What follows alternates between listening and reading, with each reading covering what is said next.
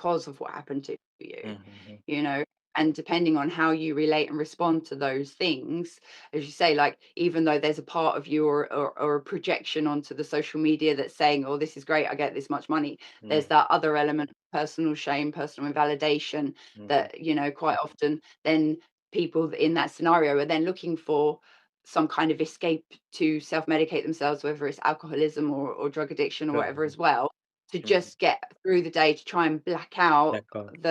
the memory of it so that they Mhm. can just move forward in that functional freeze Mhm. state, Mhm.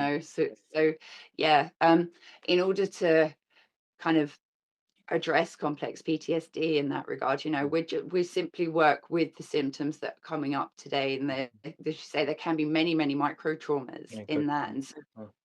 where I work with brain spotting in order to kind of slow down the visual cortex, the subcortex memories, and Mhm. bring it into your prefrontal cortex so that you can kind of see it, so that you can process it, and then timestamp it back into your hippocampus.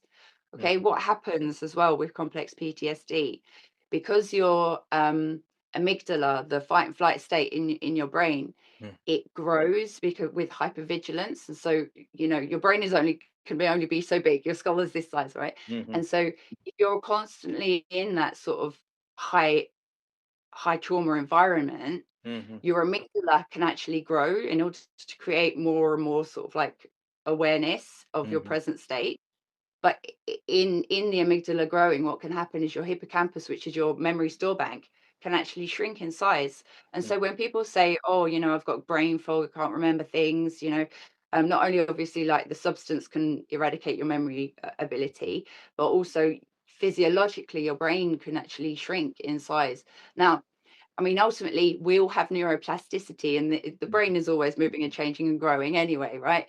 And Mhm. with the things we learn, so it's not a forever, but just being mindful of the fact that people that have been through a lot of traumatic experiences, especially when they were young, might have a slightly different brain shape and size and Oh. process things differently to other people. Mhm. Allowing them that rather than shaming them, "Oh, you don't remember. Oh, I've told you this a million times," like getting Mhm. frustrated with it. It's just appreciating that physiologically their brain could be very different and wired very different, and because of those traumas and Mhm. that experience.